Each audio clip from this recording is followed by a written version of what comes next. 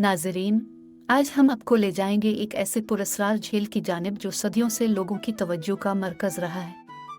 ये है स्कॉटलैंड की लोच नेस झील और उसके पुरस्कार मखलूक लोच नेस मुंस्टर रोनीसी की दास्तान।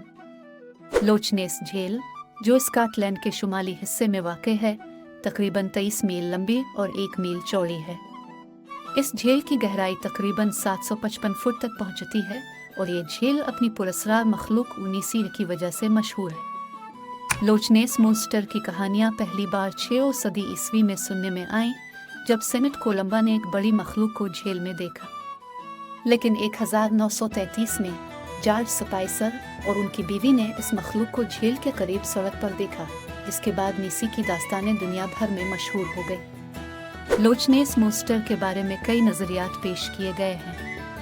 कुछ लोग मानते हैं कि यह मखलूक एक किस्म का डायनासोर है जो इस झील में रहता है, जबकि दीगर का ख्याल है कि यह सिर्फ एक बड़ी मछली या एक समंदरी सांप है। प्रोफेसर अहमद लोच नेस मुंस्टर की कहानियाँ और उनके देखे जाने के वाक़यात हमेशा से मुतनाज़ा रहे हैं।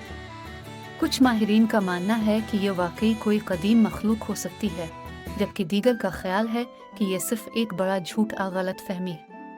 लोच नेस मुंस्टर की मौजूदगी के बारे में कई तहकीकाती मुहिम्मात भी चलाई गई हैं। 1970 की दहाई में सोनोग्राफी और दीगर जदीद आलात की मदद से झील की तफ्तीश की गई, लेकिन कोई हतमी सबूत नहीं मिला।